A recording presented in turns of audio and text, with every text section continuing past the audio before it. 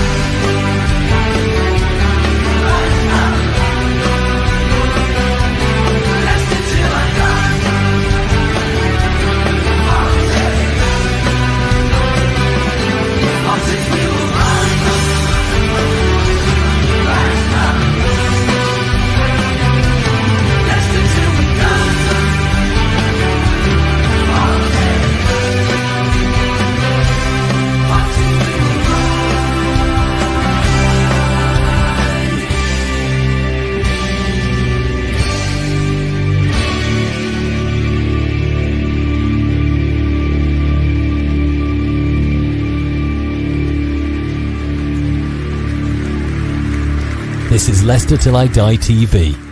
Watch and subscribe on YouTube and listen on your podcast platform. Good evening, good afternoon, good morning, good night, good day, goodbye, hello, wherever you are in the world. Maybe like Jamie Vardy there, you're on a beach somewhere enjoying your retirement. That one of those will apply to you, of course. OTID TV from Leicester Till I Die. Thank you for joining us live on YouTube. If that is how you are watching, please do join in the comments. If you're listening to us on catch-up, add your comments in the description below. And if you're listening via your favourite podcast platform, thank you for lending us your ears. Talking about lending us your ears, let's say hello to my wise old owl sat there, University Challenge style below me. Craig, good evening. Good evening, Chris. Good evening, everyone. It's nice to be talking about the retirement of someone other than ourselves. Yes, it is. It is. Although, having said that, it is also nice to actually host a Leicester City show of any description with a smile on my face. This is true. Yes. When was the last time that we did a show after we'd got at least a point? It was the Spurs game. Yeah. You know, which was about 56 years ago, I think, wasn't it? You know, seems like it, doesn't it? I think we've obviously got a team of bus drivers, haven't we? Go on then. Well, you wait for one for ages and then two come at once. Oh, you're on about the goals? Not yes. The points. Yeah, indeed. And in so close, fingertips from their keeper, stopping us getting all 3 points. Although we did ride our luck a little bit in the first half, I think that's safe to say. But yeah, I was a little bit annoyed because I know they look at all the refereeing decisions in the week on Sky, don't they? And they have the ref watch, and they went through the two of the three penalties. They only talked about it. They didn't no mention about the push on McAteer at all. Yet similar penalties got given over the weekend. So it's not unlike the referees to be inconsistent. Very, very quickly then, before we get on to Mr. Vardy there, looking resplendent in his beachwear. Penalty number one, and look, we did a review show yesterday, but I just want to get your thoughts on it. Penalty number one against Connor Cody. In your mind, a penalty or not? I think, I always look at these as, would I be angry if we didn't get it the other way round? Yes. So I think from that perspective, I think, you could see that he straightened his arm. He didn't move it out, but he definitely straightened it to try and give it a bit more strength so the ball would bounce. I just wonder where and this is my argument about having ex-players as VAR. Where the hell was he supposed to put his hand? Because what I hate about defenders is, apart from Wout Faes, but Wout Faes does this, is that when the ball's coming towards him, you turn sideways on with your hand. Now, that's all very well. Your hands are still on show behind your back, but you're obviously a lot less, well, not in my case, but most people are thinner sideways on than they are head on. And look, if that's how we won the FA Cup, by their defender doing that. And I think, to my mind, yes, I know what you're saying, because I would have felt that if it had been the other end. But I saw what I said. Where the hell is he supposed to put his hands?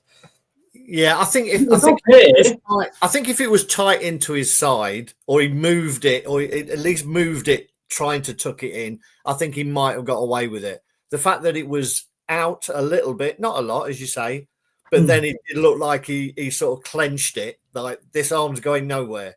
And we would never know that there was every chance that it would have hit Thomas on the line as well. So yes, exactly. Disappointing, but I think on balance, I think you can't really argue too much against it. And the second one, I mean, it's a shirt pull. The arguments that Brad and Tom were giving me were that, well, if it's anywhere else on the pitch, sometimes you get away with it. You pull a shirt, you in the penalty area, there's a good chance you're going to give a penalty. For me, that was a spot-on penalty. Yeah, I think the problem was that once he'd had his little tug and pulled him, I think it was O'Reilly, whatever his name is, the old Celtic player, kind of as soon as he felt it, he gave up. He put his arms out. I think if at that point Thomas had let go, he would have got away with it. You get away with a little pull. It's how long you hold on for. And he held on for him to do a 360 so the referee and everybody could get a really good view of him holding the shirt. And I think that's the reason that he got it. I think the player definitely made the most of it. He went to the floor, he threw his arms out, and but he just kept holding on to it. So you would never get any Leicester City player doing that, would you? No, I mean, and that's the thing. I mean, is it not stupid that we get to the point of, well, how long was he held on to the shirt for? Well, I think it is though, but I think it's a fair point, because you do, otherwise you're going to give a penalty every corner for a start. And my bugbear is players who don't look at the ball. I'm thinking, if you're not looking at the ball at the corner being taken, what the hell are you doing? All you're doing, it should be a minimum obstruction, But I think, if you do a little tug, you get away with it, and then but you've got to let go, and he just didn't. I mean, for me, the outcome of this for me, and thankfully we're not going to have this problem next year, because we won't have VAR, but just be our luck for them to introduce it, though. Yeah. But to my mind, the referee didn't give either of those on the pitch. How long does it take you to actually say, well, that I made a clear and obvious error? I think there should be a time limit on how long you've got to change your mind. I mean, I think you've got to let the ball go out of play, or another free kick. You've got to let the play stop at some point before you can go and do that. No. So what I mean is, when he's looking at the screen. Oh, yeah. I mean, that was ridiculous, to be honest. I don't know how long he needed or how many different angles he needed. You could see it within 5 seconds, and for me, make your mind up almost in real time that you would have to on the pitch. This shouldn't be, a little bit of extra assistance. It's you getting another look at it. It shouldn't be you getting another look at it from every angle. And in theory, what they should be doing, if it is to stop the referee making an obvious error, is it should just be from the referee's angle. Yes. Because everything else, any other angle, isn't him making an error, because there's no way he could have given it. So it should just be, let's see it from the referee's angle again. You get 5 seconds, make your decision. Tell you what is good, though, the new automated offline. Well, it was good because it went for us. Right? It was good because it went for us. Yes, I think if it had gone the other way, I'm not sure we'd have said that. No, what I mean, though, is, obviously that definitely helps. You're quite right. Yeah. But how quick was it? Yeah. I'd love to know how they do it. They must. They did it at the World Cup a couple of years ago, didn't they? It's Arsene Wenger's little baby. Yeah, because it's all that thing about the exact moment that the ball is released from the foot or the head or whatever, that they've got to get those timings right. And that's always been a little bit of a grey area, shall we say, about whether the frame rates of the cameras are quick enough to get exactly the right moment. But no, it was quick. And if it's going to be like that, I think everybody just has to accept it and say, right, that's the decision. We crack on. Yeah. Benjamin is saying VAR is in the Championship next season. I'd heard little bits that they were going to pull it. I've not heard it officially though, so No, it'd be good. Not heard it officially yet. No. Yeah. To be fair though, Benjamin Button, are you sure that it hasn't been in the Championship before and it's now not going to be, because everything you do is backwards? Oh, Benjamin, you just got burnt in the nicest possible way. Exactly. He's not like that. He's not like that. Okay, well, look, let's get on to tonight's subject, and we'll come into a sort of a more general discussion later, because I've got lots of facts and figures to go through. But I've put there, has his legacy been? I know forever might be I can't calm down, because when I did this earlier, it was P45 for Jamie Vardy. But has he gone on a season too long? Yes, he wanted, I understand, a season in the Premier League, but he went, he could have gone out having got us back up to the Premier League and gone off into the sunset. He had wanted one last season. I get that these players do, but has this not tarnished his legacy? Nah, Chris, and to be honest, you don't even believe that either, do you? Really? I know you have to put things out there for debate. I'd be surprised if you think his legacy, the whole time of his at Leicester City, has been tarnished by him going on one season too long. And let's not forget, if the contract is put in front of you, you're going to sign it unless you want to go somewhere else. And I think, and we wouldn't have been saying this, Tielemans. Yeah, but we wouldn't have been saying this, the third of the way through the season when he was banging in the goals early on. It seemed like, everything he was finishing is our rate of chances converted was just ridiculously high early on. And now it's not. And from his performances, they've not been up to it. And I've called him out over the past few months when people won't hear a word against him. But for me, he's not been doing the job that's required of a centre forward. But to say his legacy has been tarnished, I think, nah. He would have to do something really bad, for that to happen. And I don't know what he could do to actually tarnish a legacy that is just phenomenal. I mean, in fairness, maybe tarnished is the wrong word. The problem is you are only as good as your last game. And you will get people that have sort of started supporting Leicester recently through age, not necessarily they've jumped on the bandwagon, but through age, that won't remember him scoring 11 in 11. Won't be, and they'll go, you'll say, oh God, Jamie Vardy, where is this? What? It was rubbish in that last season. Bond or banjo job. Yeah, I'm not having it. He's been poor, the last couple of months, definitely. And then you look at what would we have done? We'd have had to spend money on another striker. Otherwise, we'd have gone with Daka and IU as our front line. Sorry, Edouard as our front line. No, I think, I think we should require more of him, and if he can't do it, then he should be benched. And I know we're going to talk about that in a bit more detail, but I don't think he should be given a free ride based on the legacy. He should be judged on his performances, and if his performances are not up to scratch, then he has to be dropped like anybody else. But he won't be, will he?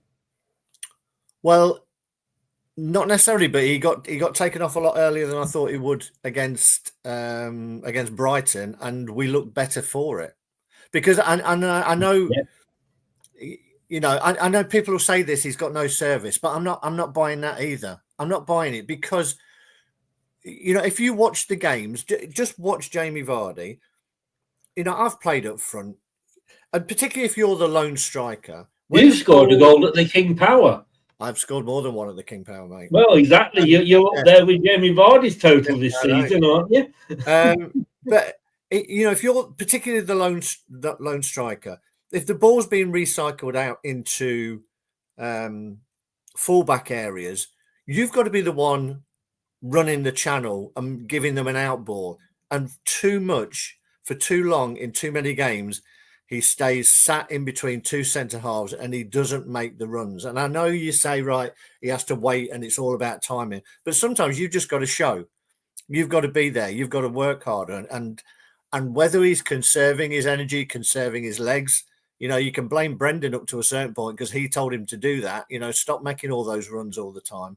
But what's required of a centre forward, particularly when you're the lone one, is to be the out ball. And he's not often enough the out ball for me. But when he was, I think I noticed this season, I've never known Jamie Vardy be offside as much. Yeah, and I think that's about that kind of telepathy that he had with his midfielders when he was at his peak. That he knew if a ball was rolled back to someone, they weren't going to have 3 or 4 touches or look to play it backwards. They were just going to launch it. So he knew as soon as that ball was moving back towards someone, he could be on his way. And that's hard to not, to stop doing. So for a centre forward who plays in that style, that's what you're looking for all the time. As soon as it ball's rolled back to a midfielder, don't look. I'm going to be on my bike. Just play it in behind. And so I get a little bit of his probably frustration that he makes all these runs and the ball never comes. So you stop making the runs. But I think, and that's a coaching thing. That's either the midfielders don't feel confident enough to do it, or they're not up to doing it, or they're not being told this is how we get the best out of Jamie Vardy. And I think that is critical to his longevity and how long he goes on now. You've got to either play to his strengths or you don't play him.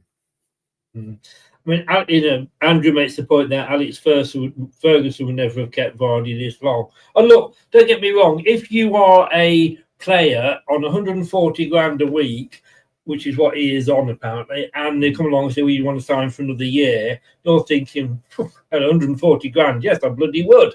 But I just want to show you some stats now, and I know stats can, look good and bad. I've got some of my own, so look at those printed off as well, printed off. And stats are only as good as the sites that we get them off, so bear with us on this, guys. But from stat moves, right, this is his goal. This is this season, his performance. 7 goals, and I think they all came under Steve Cooper. Only 3 assists.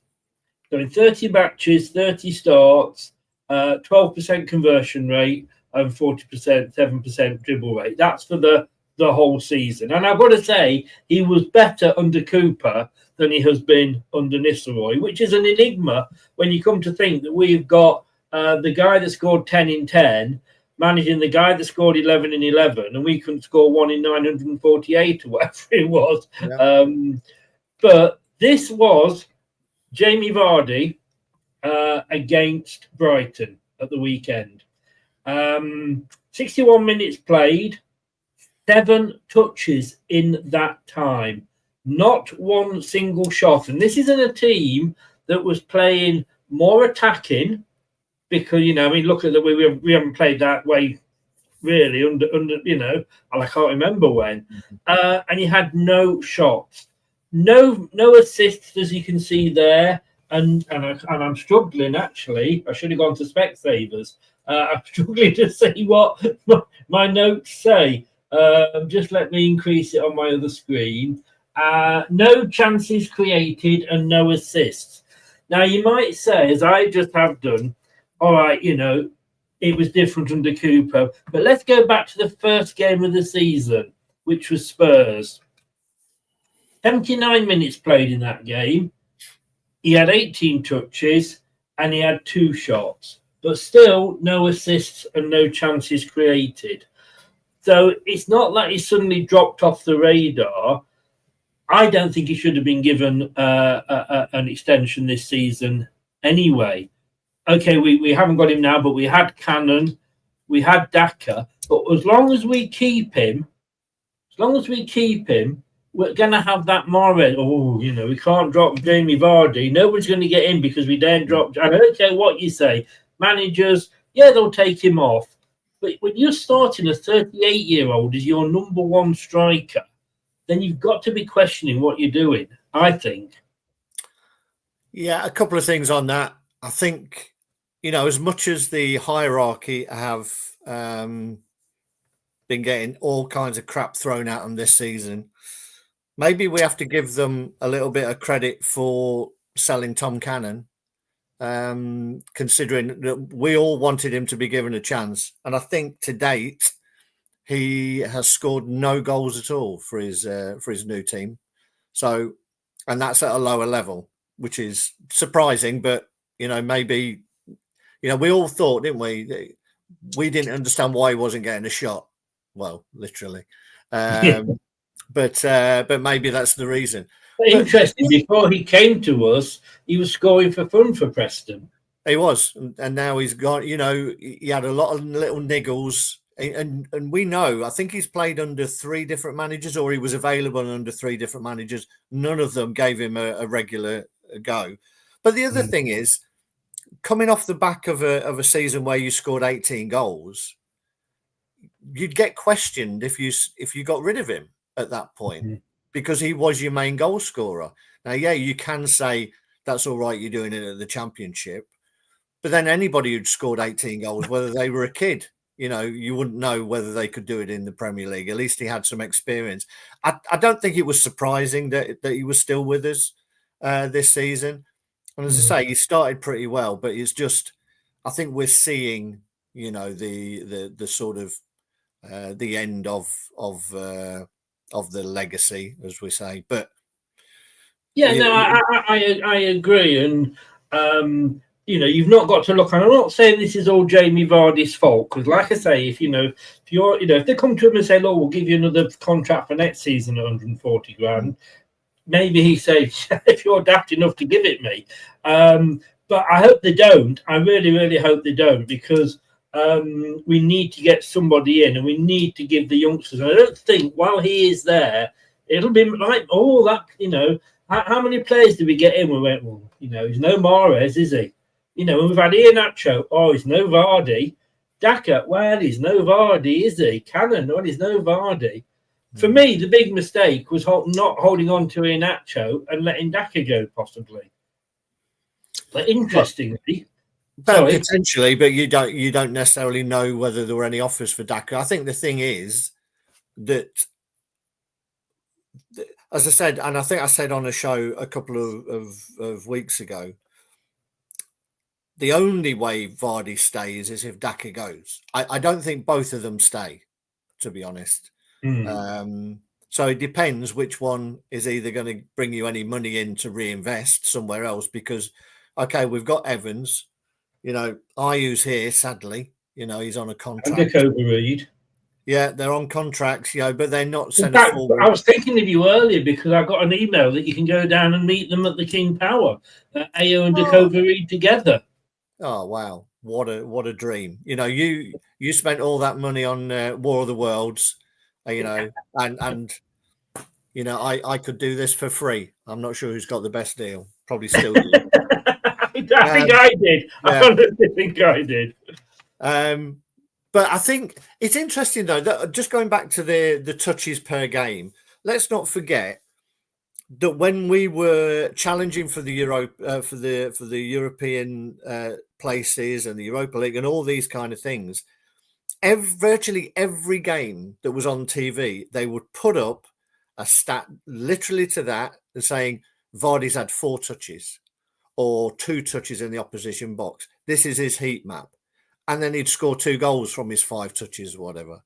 And now, obviously, he's not getting the shots off. But I think for Vardy, the number of touches in a game has never been a thing, because he's not one of those hold it up and bring other players into it. So I think they can be a little bit misleading. But it's about the heat map is going to be more telling. Well, because if you're not getting exactly, so if you're not getting in the right areas, you're not going to be scoring. No, and I've got to say, before, when they used to say, oh, Jamie Vardy's only had 4 touches, with his 5th touch, he would have scored. Yeah. And it's almost what I said. Was it? Ah, right, okay. But that is not doing now. And how often have we said this season, I forget which game it was, he missed a couple of chances and we all went. Numerous. Yeah. Yeah. There's been a lot of games in this barren run where he's had chances that we could have taken the lead. Now, yes. I did hear a rumour that there's an automatic contract renewal offer of a season if we get relegated. Now, far be it from me to say, well, if I deliberately miss chances, we'll get relegated and get a new contract. That would be far too cynical, and I would never suggest such a thing. And I would not think much of you if you did. Exactly. Let me just say. But look, talking of heat maps, as you were earlier, you got there Danny Welbeck, who's no spring chicken himself, and he played the full match. So that was 99 minutes with stoppage time. And he had 33 touches. They say Vardy had 7 in 61, and he's age 38. But look where those touches were. And at the moment, I just want to concentrate on the top 2. Look where Danny Welbeck's is as a striker, and look where Jamie Vardy's is as a striker.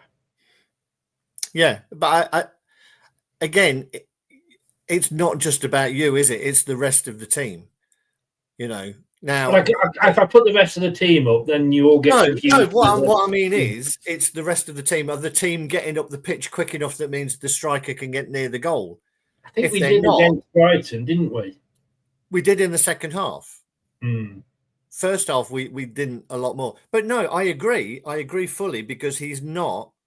I'd love to, they wear these monitors, every game now. I'd love to see the kilometers covered by him in past seasons. I think anyone who watches it can see that he doesn't run nearly enough as a centre forward needs to, and that is the problem. And he's lost that little bit of pace, so he's not getting up quickly. And to be honest, it should have been seen very quickly that he needed to be coming off the bench rather than being started. Yeah. However, we've got 80% of our fan base who think Daka is the devil incarnate.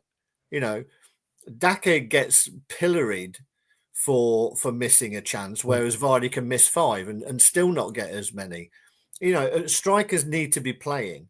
And I think you could see in the Brighton game when Daka came on, yes, he wasn't necessarily a direct goal threat, but he runs a lot more and he stretches the defence in a way that Vardy used to, so that there's a threat in behind and he shows a lot more. If you go one down from Vardy, you can see there Patson Daka. Exactly. He's 26, played 38 minutes. Look where all his heat map is. Yeah. And that to me is the difference. And yes, I was defending Daka, and I said for Iheanacho, look, and I don't think it's like when people moan about Skip. I haven't seen enough of Skip this season to be able to actually form an opinion on him. And it used to be like that with Iheanacho. And funny enough, as soon as he was playing regularly and was our main striker, he was our top goal scorer for the season. And do you remember that when Brendan played 2 up front? Yeah. Those were the days, my friend. We thought they'd never end. So I forgot what I was going to say then. I went off into my song and I forgot what I was going to say. I think you were going to go on to say that Daka's not had long enough minutes on the pitch. I would have said that, but last season he did. And he still didn't do it. And that was in the lower league. So I don't know what to make. My annoyance with Daka is when people say he's absolutely shit. Well, Vardy at the moment is absolutely shit. But you can't say that about Jamie Vardy because it's Jamie Vardy. And we've all got a favourite car that that we've loved and loved and loved. But when you've had it 10, 15 years, it's starting to bits fall off it and what have you. You can't just keep forever patching it up. At some point, it's got to go to the knacker's yard.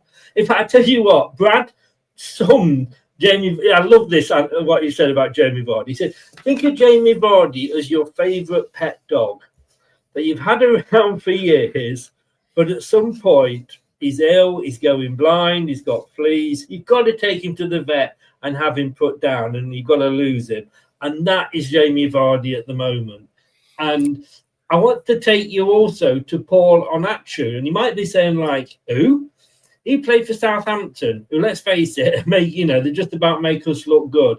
He played for 46 minutes, and look at his heat map with 13 touches. Less half the time, or not quite half the time, but certainly one half. But he had more touches and in more threatening positions for Southampton than Vardy did in what was an attacking position for Leicester, an attacking game for Leicester. Yeah, I mean, without seeing that game or seeing that, it's hard to comment because, with the best will in the world, half of those touches could have been the ball just bouncing off him. Well, yeah, all right, yeah, but it could have been with Vardy. Yeah. This is it. This is what these stats show, don't they?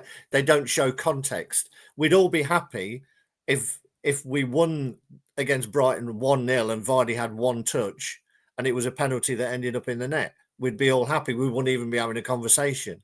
I think it's his overall contribution, and I think we can see it with, and stats will support it, but even without, and very often I think I am a little bit of an advantage in terms of being able to go to the games, because when you're watching it on TV, you don't see Vardy half the time because the camera's only on him when the ball's near him.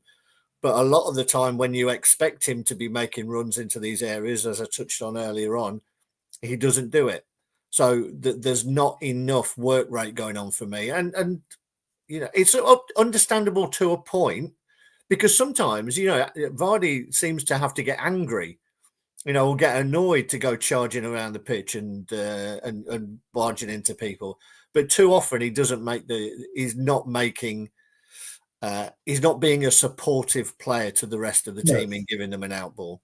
I was doing a watch along, and I'm not lying here, I'd forgotten he was on the pitch. I think the first time I mentioned his name in commentary was when he got subbed. Yeah. And look, we did the review last night.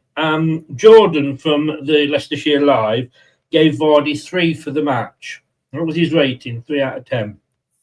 Yeah, no, sorry, go on. Brad gave him 1, and I thought that was generous because I gave him 0. Right, okay. And I just don't think that. What does he bring now?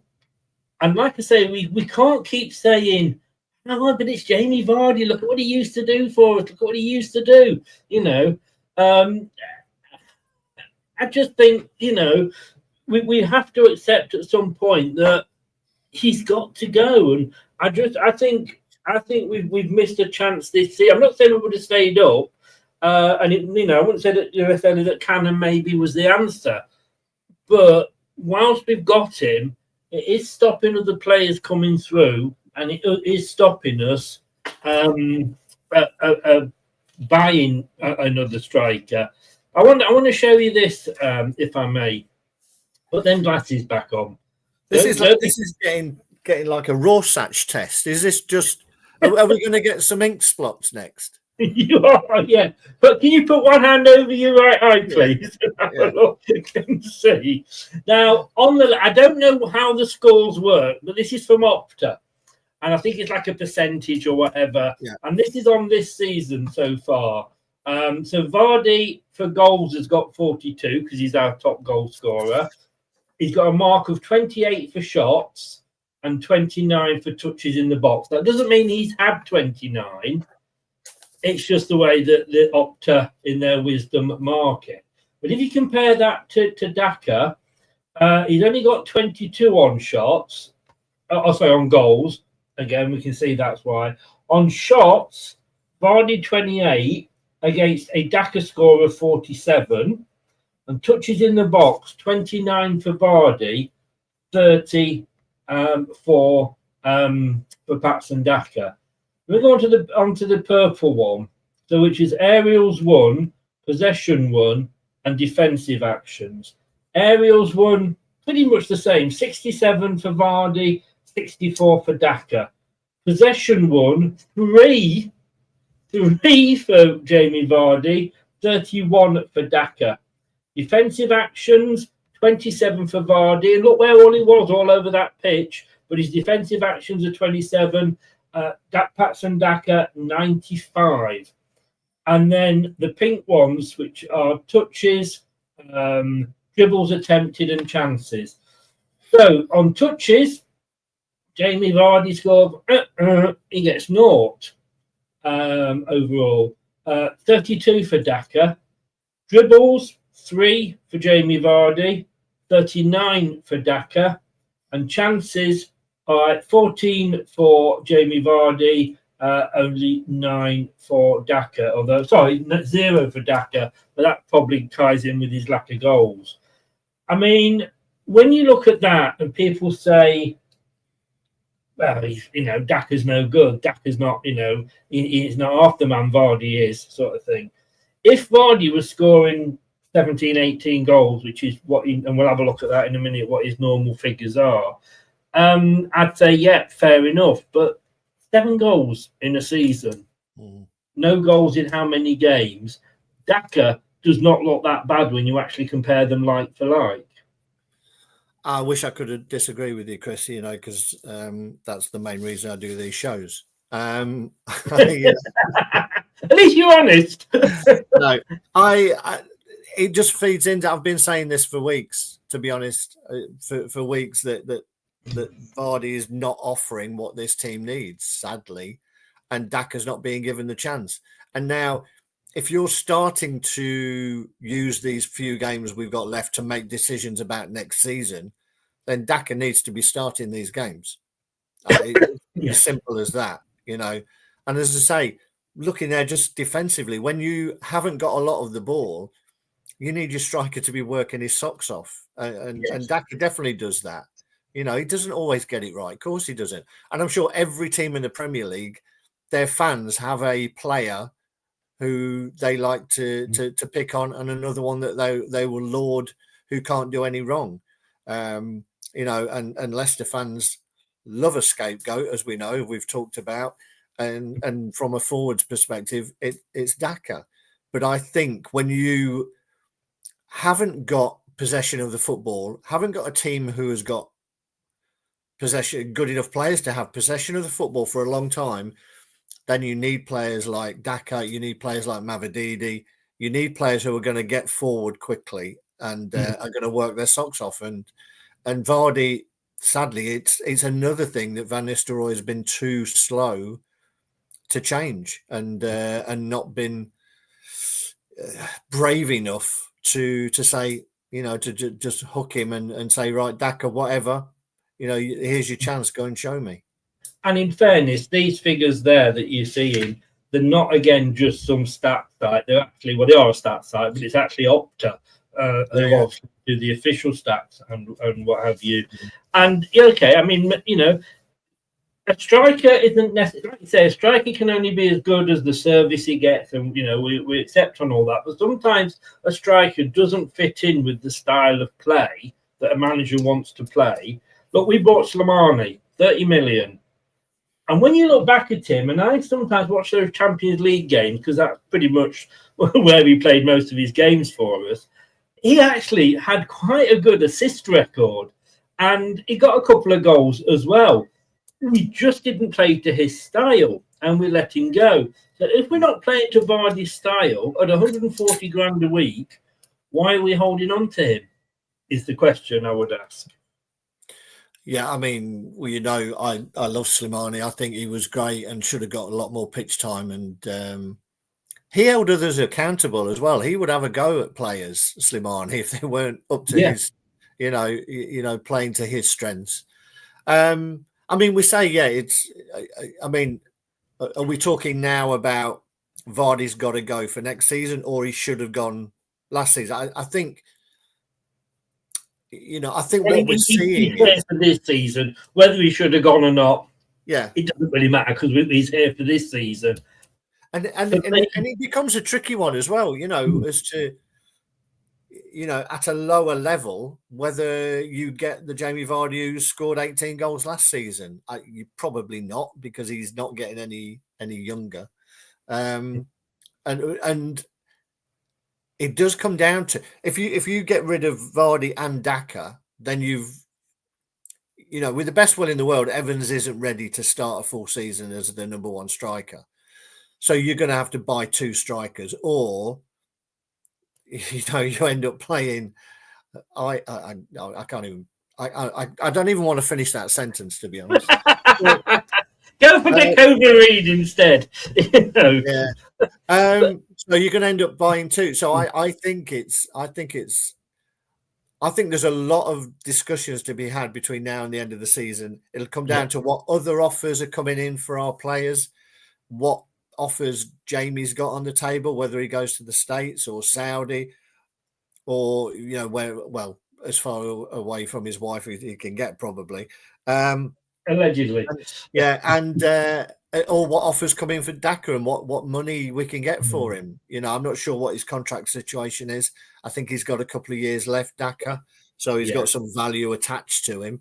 I mean, if nothing else, you should be playing Daka and trying to raise the value of him. Hopefully he gets a couple of goals between now and the season, and he puts another few mil on his price tag if you're planning to get rid of him.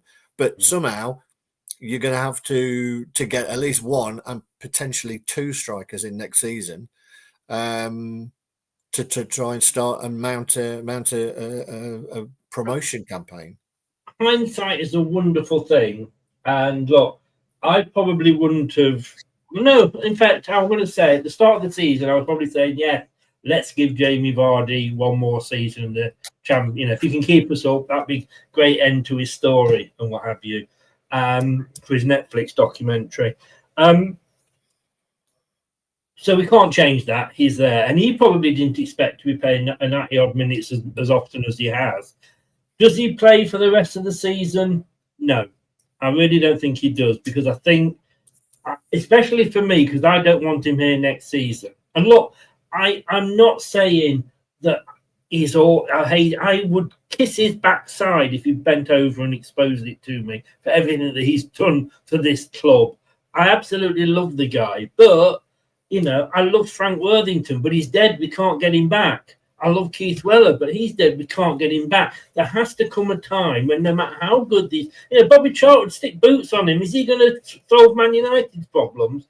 No, you have to move on. He's 38 now. Next year's going to be 39, playing in a 48 league game season, plus FA Cups, plus League Cups. He ain't going to do that. And my fear is that even if we keep him as the super sub, which I thought he might have been this season, he's not. He's going to end up playing more and more, especially if we've still got the clown Nistelrooy in charge. But looking at these are his season stats since he's been with us. In the Premier League, 14, 15 and onwards in the Premier League, and one in the Championship. Shots on target. I mean, he only had 15 last season, 22 this season. But you look in a couple of seasons ago, he was getting 40, 43, 38. Even in the relegation season, he got 26. And shots, he's having the shots, but he's not doing much with them. That's the problem. And when you look at that, it's just, you can see what you would expect to see for a 38-year-old man. And that is, it's getting slightly less and slightly less and slightly less. That's what you would expect, wasn't it? Wouldn't it be? I mean, sorry. Yes, sadly, it comes to all of us in our footballing careers, Chris, doesn't it? That I don't know. I've never played football, so which is why I'm such an expert on it. Yeah, no, that's that's fair. You are the Arsene Wenger in this situation. He's more of a Sam Allardyce, but there we go. Did he play? Did he? I don't know. No, he did. Yeah. Bruising centre half, he was.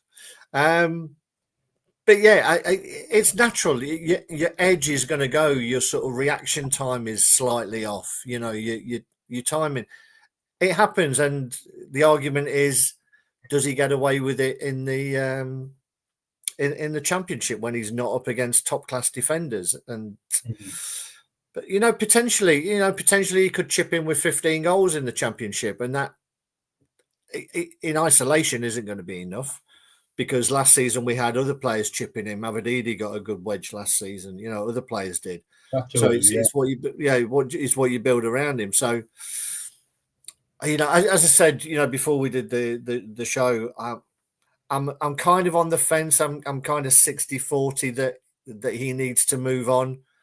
But that very much does depend on whether Daka stays as well. And yeah, I would fear if we're having to get 2 new strikers in and bed them in and have a slow start. Now, we do know that in the Championship, you can get away with a slow start. One, if you don't have a transfer ban, which is another thing that we need to take into consideration as well. If we can't bring players in, then this whole conversation goes out the window. But also, how much money you've got to spend if you can, whether we've got a points ban. But you can come with a late run in the Championship. We've done it. The Forest did it under a very, very exciting and young manager called Steve Cooper. I'm not sure if you know of him, but he did a great bell from somewhere. Yeah, and he did it with Forest. I think bottom of the league virtually when he took over. So you can come late. So you do have time to in the first quarter of the season to just sort of bed these players in. But it's a risk, isn't it? Do you remember another old gentleman? I'm going to quote you 2 old gentlemen. One was Kevin Phillips, who came to us, scored 1 goal against Bournemouth, did the Zimmer frame celebration, and then never scored another goal. And the following season, he was a coach, which was our first time in the Premier League, and we weren't scoring goals. I want to remind you about a gentleman called Tony Cottee. Yep. Who was, again, aging himself. But the difference was that Tony Cottee had a strike partner in Emile Heskey. And Tony Cottee said, I don't need to do any running. Yep. I let Emile Heskey do all the running. All I need to do is use my brain and get into the right position so that when he puts the ball in or whatever, I can score. Jamie Vardy hasn't got that luxury, because when Daka is being played in this supposedly 2 up front, it isn't, because he's out on the wing. No, it's true. The same with Les Ferdinand. When he came, I'm not sure the timing is, but everybody used to play 2 up front back then. So whether it was Dickov or whatever, Dickov would run forever. But you can get away with it when there's 2 of you sharing the load. Yeah, but when you are the lone striker, then sadly it can't be Jamie Vardy because you just don't get up the pitch quick enough, And I can see him sticking around next season, and I can see him having cameos off the bench and still being a pain for 20 minutes at the end of games, for tiring defences. And if he does stay, that has to be his role. He can't be the number 1 go-to striker. Which is what I thought his role was going to be this season. I did as well, but I think, sorry to interrupt, but he started the season so well. And I think that's the problem. The issue has been not taking him out of the firing line quick enough. But then Enzo didn't do that with Daka, did he? When Daka was going through that horrendous patch, he was left. I mean, I remember him coming off in that Plymouth away game, and the guy, I thought he was, when he sat down on the bench, I thought he was going to burst out crying. But we say that we say that as though Daka was the number 1 striker. I mean, Vardy played 35 games last season. Yeah, he scored 18. So it wasn't like Daka was the main guy and Vardy was coming off the bench. He played 35 games. So this thing about Daka was the main man last season and didn't do it. I'm not sure that's true. I think he was, Maresca was a big fan of Vardy and he played him more often than Daka got played. Yeah, no, I'll give it. But Daka did play, in fairness, more often than he has done. Did, yeah. He did. He probably, switched his subs and used his subs a little bit. Yes, yeah. Quicker than Are you ready for a? We've not done this in a while. No, it's going to be a quiz, isn't it? It is. It is. It is a Craig Wise Old Owl quiz time. Can you name me the 10 oldest players to ever play in the Premier League? And I know I'm throwing this at you off guard, but Yeah, you are. Well, I'm going to get this right because the answer is no. No, I can't, Chris. So you got I got that right. Damn. Maybe you want to rephrase the question. Anyway, no, I Can would you imagine name a lot of any them. of the top 10 oldest players that have played in the? Is this in the Premier outfield or are you taking goalkeepers out of this League? or not? Just played in the Premier League.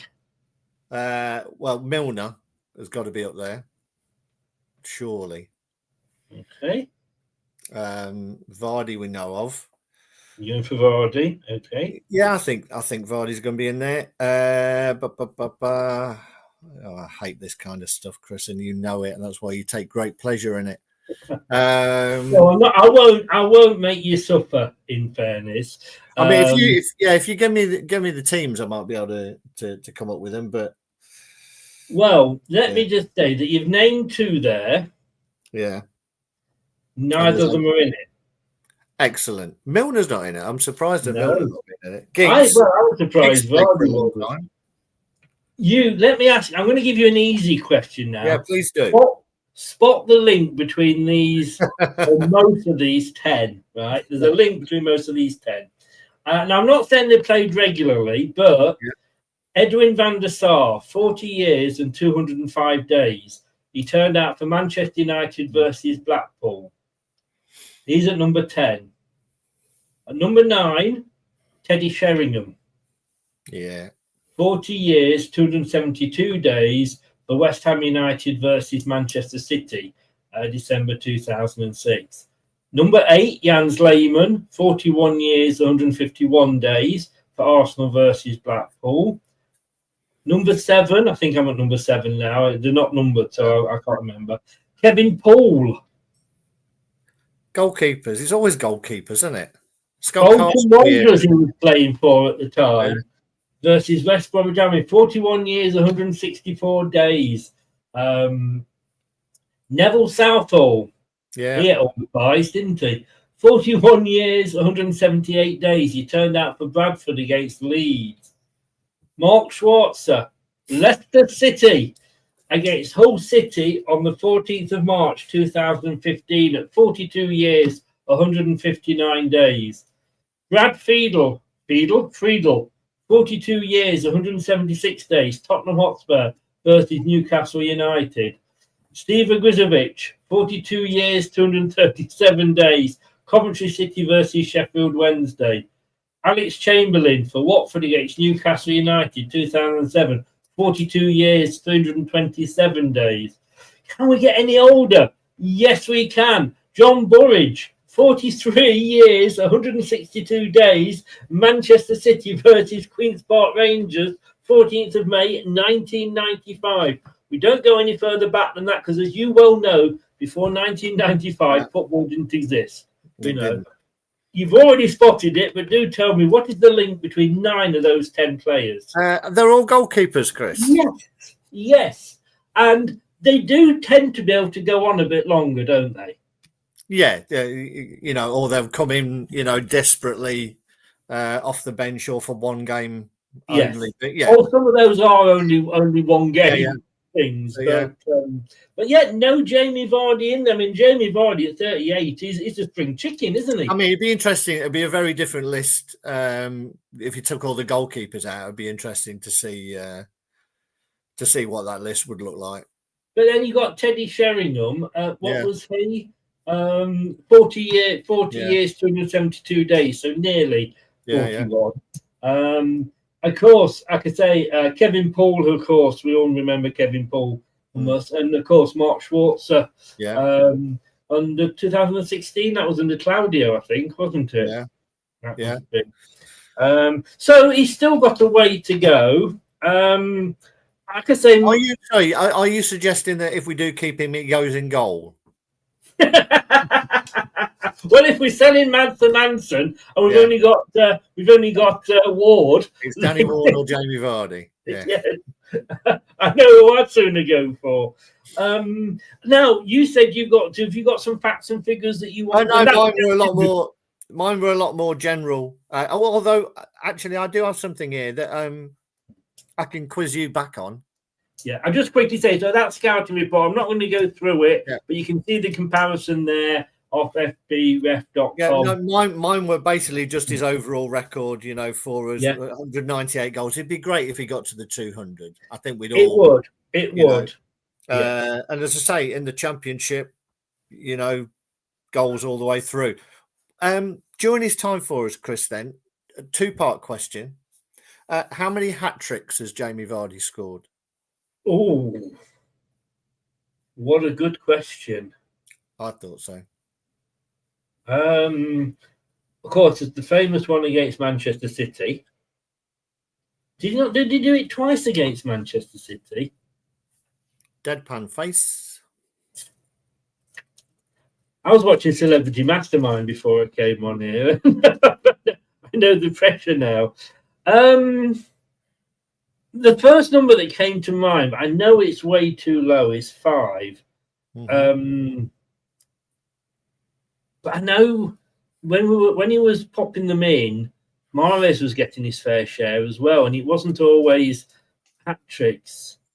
Right, I'm gonna take a guess. I'm gonna go for 9. 9. Okay. 3. No. Only 3. And you've named 2 of them. Wow. 2 hat-tricks against Man City. It was 2 against Man City, was it? Yeah. Right. 10th of December 2016 and 27th of September 2020. You got 2 hat-tricks. And the other one, can you remember the other one? Quite a famous hat-trick.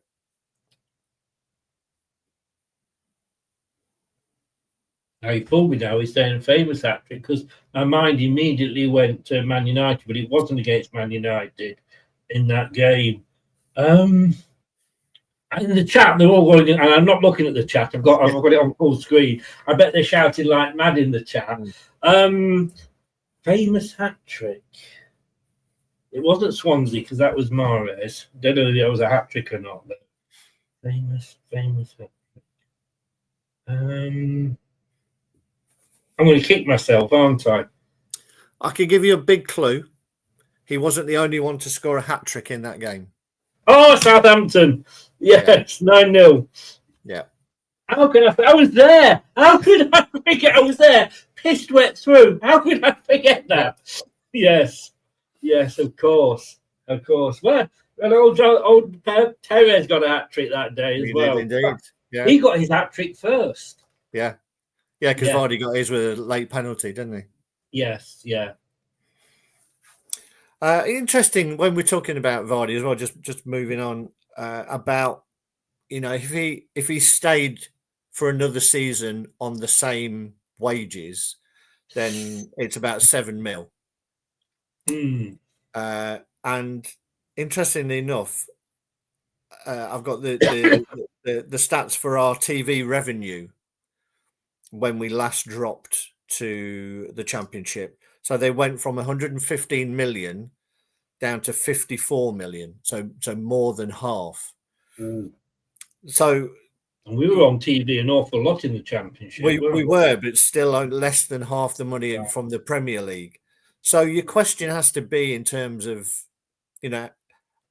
how much money do you spend to get back the 50 mil?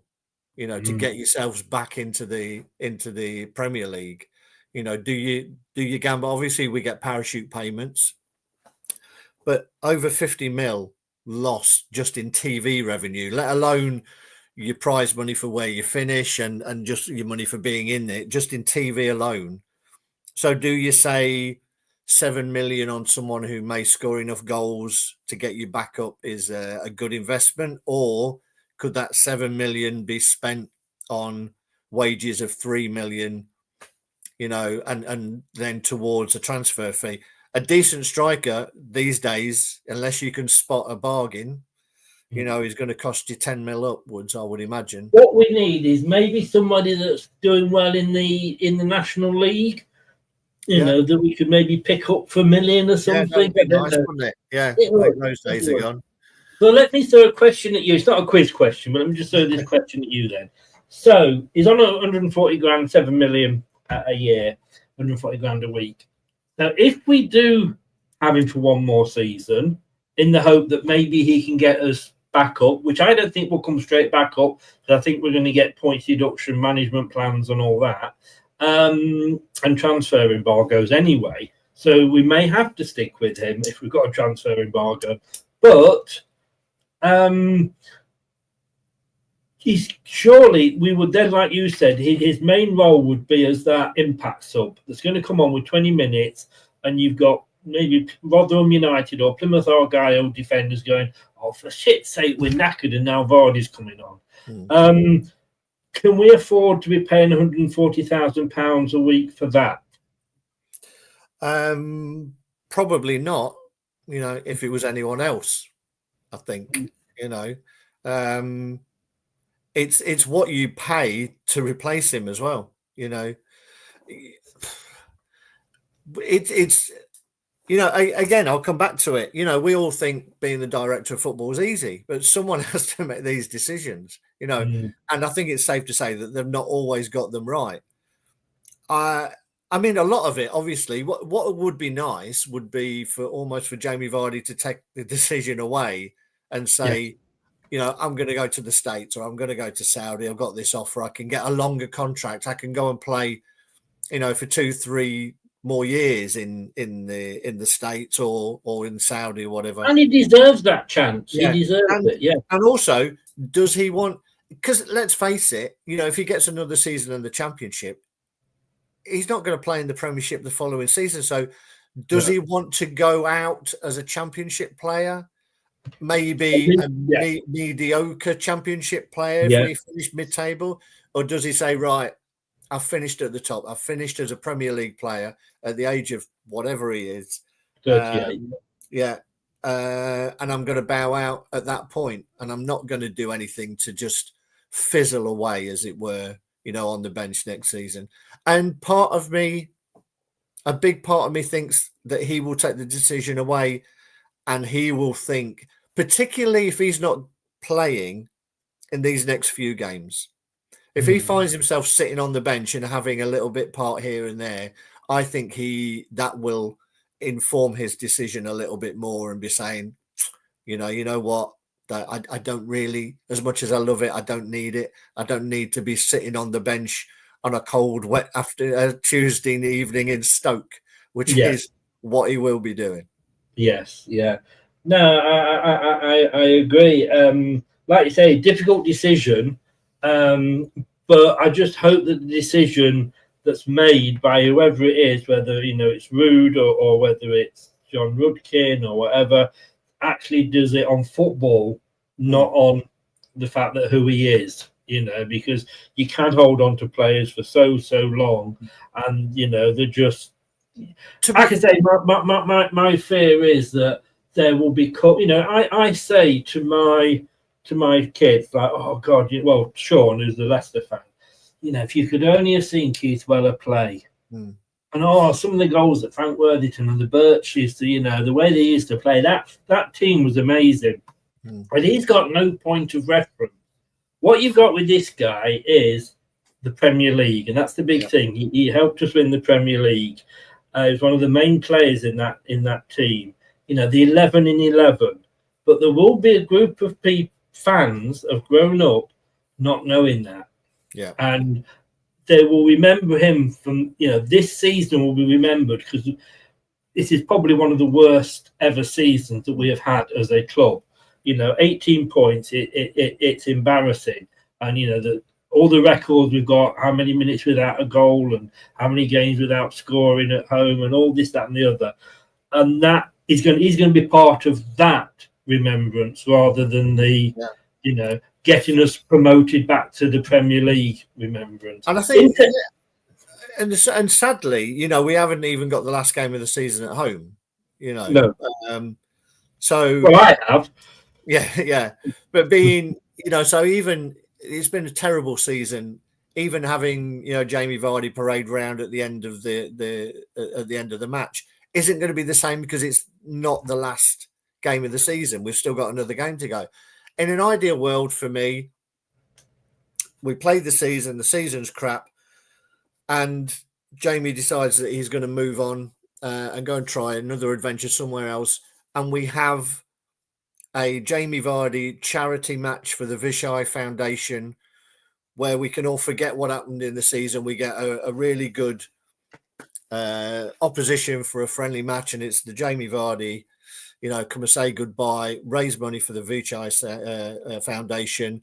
We all get to have a proper send off and send him off into his next career. Do you mean something like a testimonial?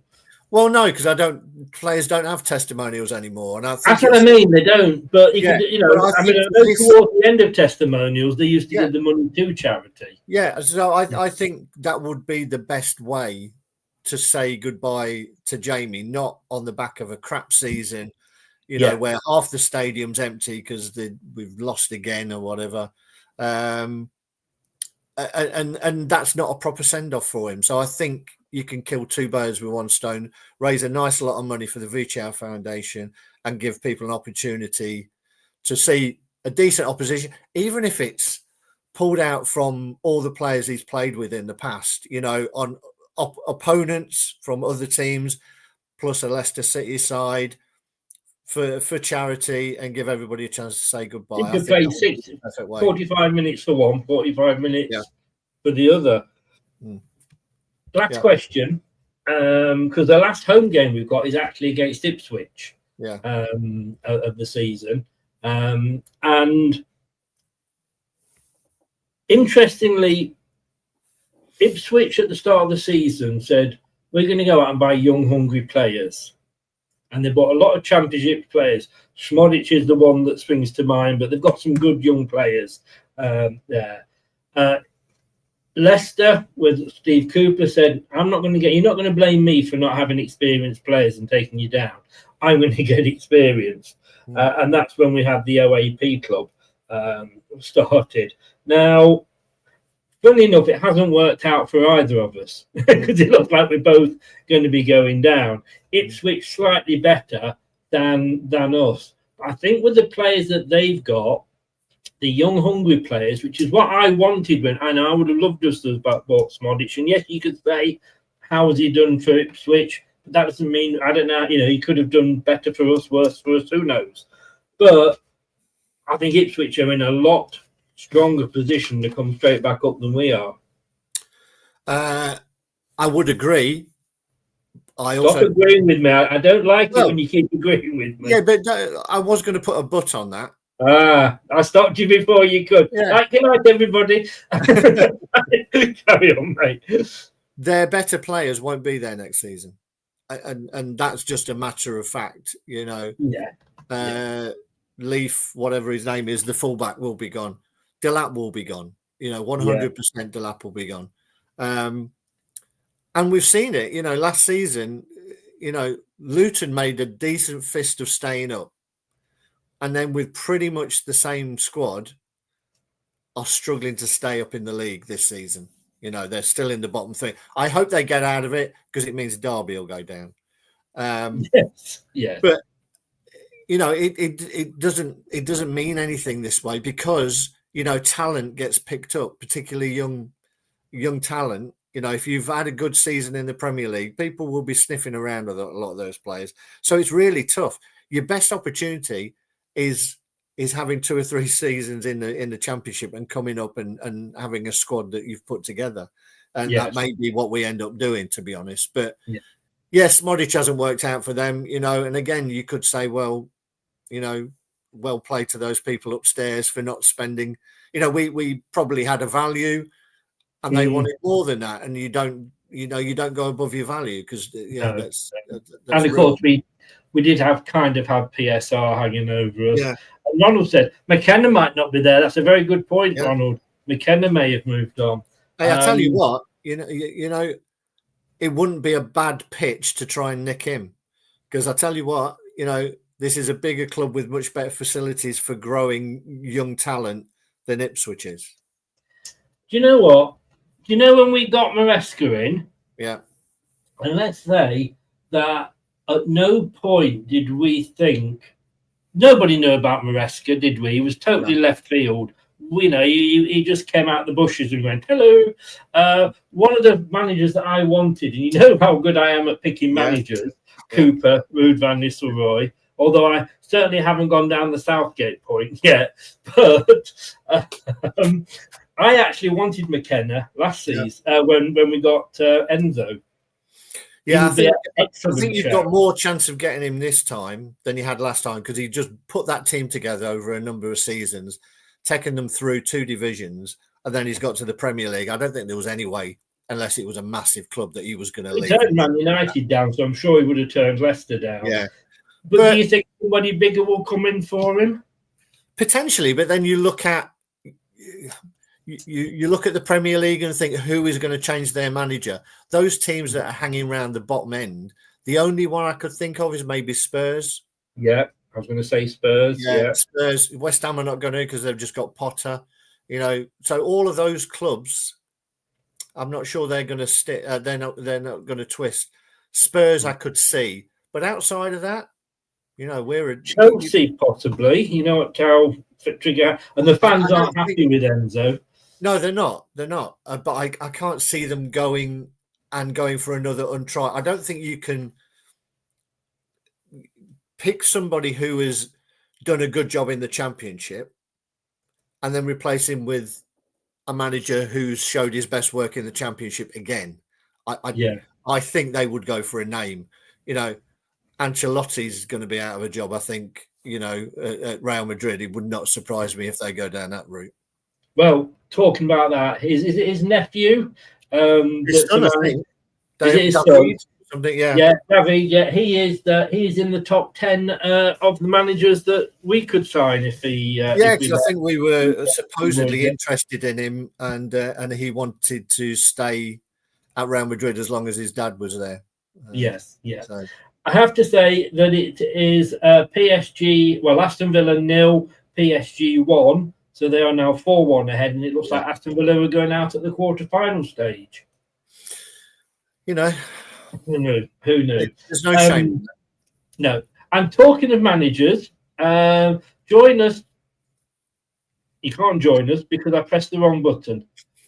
There we go. Join us tomorrow for show number 5 in the Project Reset series. When we're going to be one missing. Yes, there bloody is. The manager. Do you know, right, that I went on blue tinted glasses. I don't know if I told you this or not. I saw that, Chris. Yeah.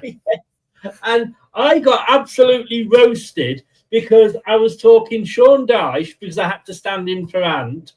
And I just about got away with that. And then when I mentioned Gareth Southgate, Manny, I think he could have put his hand through the screen and grabbed me by the neck. Would have done. But 8:30 tomorrow night, Manny's joining us. Along, it has to be said, with Ant. So we're going to revisit Sean Dyche. Right. We're not revisiting, although again, Gareth Southgate is in the top 10. But apparently, according to Company's House, he's just made himself. He's a director of his own company that looks after his property or something, and that's his current job. So, and I've just picked 4 very general people. I tell you what, I'm amazed that Martin is in the conversation. Oh. Flabbergasted. How many times has he got to do the same thing? And he's come out saying he's learnt. Yeah, okay, of course you have. Yeah. I put a thing out when he was first linked saying, please God, no. I'll tell you who wouldn't be a bad shout. You mentioned him earlier, and we do have a habit of going back for managers. Hashtag Nigel Pearson. Could you see us going back for Steve Cooper? No. I to be honest, he wouldn't come. The man who suggested Gareth Southgate. Yeah, no, not at all. No, I don't think they would go there, and he wouldn't come, would he? Surely, I can't. Just no. Although, ahead of a couple of those that are on that screen, geez. No, just bottom right for me. Again, I like the man in the middle, but I don't think he would come. No, I don't think. Again, Danny Roy, you don't know, do you? Because these managers have. I mean, he's had one club, really. I think and he's done okay with his hands tied. If he'd have had his hands tied, and he'd have got them on the outside of the promotion slots, I get it, but.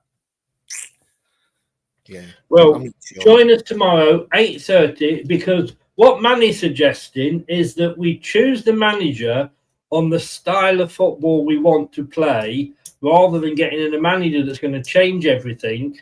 Then if it fails, we're going to have another manager that's going to change everything. 8:30 tomorrow, me and Manny, could be interesting.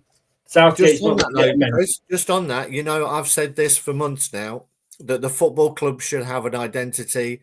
There should be a way of playing throughout all of the age ranges, and the manager fits the style of football that the club wants to play. I agree with that, and I will give you credit for saying that, but you lost any credit that you had with me when you then suggested Gareth Southgate. Sorry.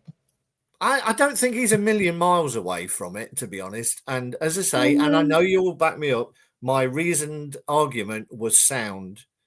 For that, it was your reasoned argument was very sound, but the problem was whenever you said blah blah blah blah, you always ended it with those two words, Gareth Southgate. Oh yeah, don't think that I'm not ashamed.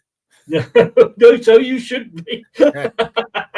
Craig, mate, thank you very very much. I think we agree that. You see, Dork, sorry, just very quickly, Dorko's just come in and said, disgrace, Vardy will know when to quit. He leaves Leicester. He loves Leicester. So if he decides to quit when he's 42 as our main striker, is that okay? So at 42, we're still paying him 140 grand a week because he said he doesn't want to leave. No. No player should decide, unless it's a transfer or whatever, shouldn't say, I will decide when I want to leave. Thank you very much. No, I disagree with that totally. I don't care what player has done. To be fair, I'm not sure. Is that? No, because you have said that in the past. Yeah, is that a picture of when Jamie will quit? Quite possibly. Quite possibly.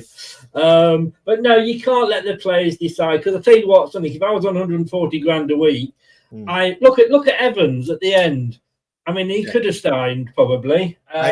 He's already been announced that he's leaving Man United. So watch this space. We need a centre back. Player manager. So maybe we could do a swap without Faz. Yeah, player manager. There you go. Hey, well, Vardy has been suggested as player manager for Leicester, but that's for another story, for another show. Craig, thank you very much, young man. Appreciate your time here. I think we all agree that in hindsight, maybe he shouldn't have stayed on this season, but you think possibly he could stay on as a super sub. I don't think we should have him next year. We will end on that bombshell that we disagree. All right. All right. Thanks, Take care, buddy. Thanks a lot. Bye-bye. There we go. Thanks so much to Craig there. And don't forget, guys, so 8:30 tomorrow on this channel. You can catch me at 7 on Blue Tinted Glasses. And then 8 o'clock, Manny Ant will be arguing, and I might try and get a word in edgeways about where we go. Project Reset, show number 5, and we will be talking who should be leading us. Is that going to be Rude after the weekend? Catch you soon, Greg. Thank you very much. That could be Rude, after the weekend's performance. Do we keep him? Do me a favour, guys. Like the video. It really, really, really does help the channel. Subscribe. That helps the channel as well. click that notification bell. You'll never miss another show. And why not become a member? It's only $1.99. And share it. Let other people know what a good channel we are. Well, I think so. Then I would, wouldn't I? I'm a bit biased. Thanks so much to everybody that was in the chat live. Really, really do appreciate your support, guys. Like I say, thanks so much to Craig for following us well. You can find him on X at Craig Bird. And yeah, if you've been listening via your favourite podcast platform, thank you for lending me your ears. Watching it on catch up, put your comments in below. Let us know what you think Jamie Vardy should do at the end of this season. Appreciate it. Have a good night. I will see you tomorrow night at 8:30. If I don't see you on Lox's channel, take care. Have a good rest of the night. Good night now. Thanks for watching. These videos are tremendous. You better like them too, or I'll be back. This podcast is proud to be part of the TalkSport Fan Network. TalkSport. Powered by fans. That will conclude this evening's entertainment.